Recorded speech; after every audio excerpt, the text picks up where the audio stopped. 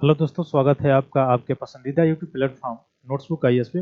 दोस्तों, आज हम लोग बात करने वाले हैं कि अभी एक ट्रायल चल रही है कैंसर की जो वैक्सीन है उससे।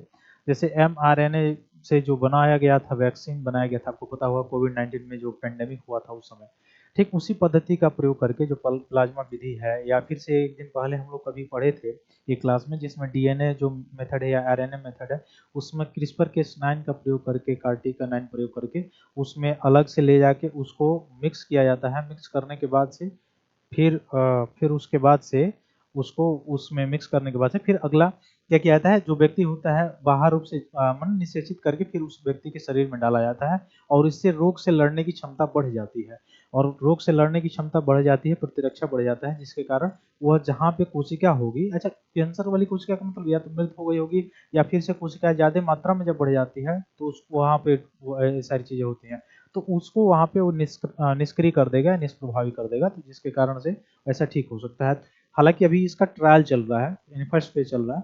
तो देखते हैं हम लोग कौन कौन सा इसमें मुख्य रूप से जो इसमें लगाया गया है, ये सारी चीजें क्या था। तो ये है मुख्य रूप से इम्यूनोथेरेपी, ठीक ना। इम्यूनोथेरेपी दवा जो है क्या करता है, प्रतिरक्षा प्रणाली का उपयोग करके, जो रेजिस्टेंस सिस्टम है उसका प्रयोग करके इसमें कैंसर जो सेल्स होते हैं उसमें लड़ने में ही मदद करता है। साथ साथ अभी देख रहे हैं कि इसका क्लिनिकल ट्रायल अभी चल रहा हुआ, अभी यह पूर्ण रूप से जो है बना नहीं है, ठीक ना। तो सिर और गर्दन के कैंसर से पीड़ित मरीजों पर किया गया है, क्लिनिकल ट्रायल किया गया है। और साथ ही साथ इस दवा में मरीजों के जीवन काल को दुगुना कर दिया, ऐसा मतलब ऐसे संभावना ऐसे किया जा रहा है। वास्तव में पूर्ण रूप से ये याद रखिएगा, अभी ये आया नहीं है, ना ही अप्रूवल हुआ है अभी इसका, केवल ट्रायल चल रहा है मुख्य रूप से, ठीक ना। संभावित लाभ क्या हो सकता है अगर ये बन जाता है, तो ऐसा लाभ होगा कि दवा से कैंसर के जो इलाज क्षेत्र में, हालांकि आप देखेंगे एक सबसे बड़ी चुनौती ये है कि कैंसर के इलाज तो अभी भी है, ऐसा नहीं कि नहीं है, लेकिन उसमें सबसे ज़्यादा कॉस्ट वाला जो चीज़ है वो सबसे ज़्यादा इसमें मेजर इशू होता है, कि जो लोअर तबके के लोग हैं वह उसको जो है उस कॉस्ट में इलाज जो है करा नहीं पाएंगे, और नहीं कराने के चलते जो है अधिकतर लोगों की डेथ हो जाती है। तो वह सबसे ज़्यादा कंसर्न वो है, ठीक है। जैसे टीबी में आप देखेंगे, टीबी को एलिमिनेट करने के लिए 2025 का लक्ष्य रखा गया है। इवन जो WHO है उसके द्वारा 2030 का लक्ष्य रखा गया है। तो ऐसा नहीं हो सकता है कि 90% या 100% पूरा का पूरा जो है टीबी समाप्त हो जाए 2025 में। अभी आप देख पा रहे होंगे पिछले रिपोर्ट में बहुत सारे ऐसे रिपोर्ट आए थे जिसमें अभी टीबी की केसेस वैसे हैं, निक्षल पोर्टल बनने के बावजूद भी। उसका कारण है कि लोअर तबका है, लोअर तबके उसके पास कंज्यूम करने के लिए सारी 500 रुपये अगर उसके लिए कम कर दिया गया, 500 रुपये अगर उसको उसके बैंक में दिया जा रहा है नेशनल पोर्टल के माध्यम से, तो कितना जो है कंज्यूम करे, क्योंकि उसकी जो मेडिसिन होती है वो ज़्यादा कॉस्ट के आते हैं।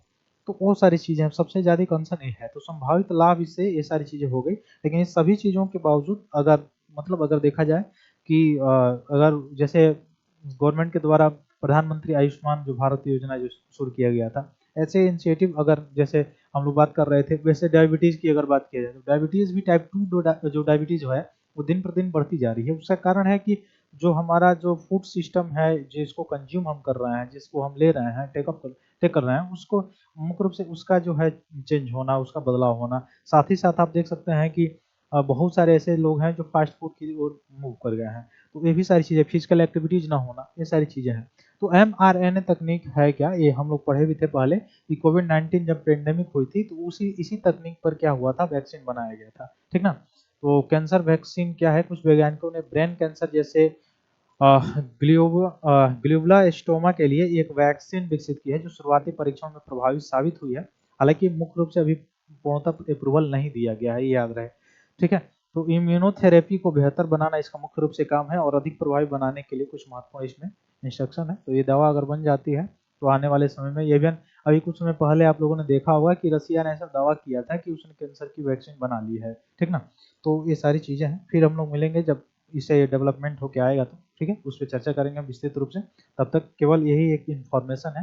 हालांकि इसको जीएस पेपर 3 में या जीएस पेपर 2 में आप नहीं लिख सकते हैं, लेकिन हाँ, जब वहाँ पे इनोवेशन वाली बात हो वहाँ पे आप डाल सकते हैं कि ये सारी चीज़ें हो सकती है। इवन लोअर तक का से लेके मिडिल से लेके तब आप उसके शुरुआत कर सकते हैं। फिर मिलते हैं हम लोग अपना अगली क्लास में, तब तक के लिए बहुत बहुत धन्यवाद दोस्तों। जय हिंद।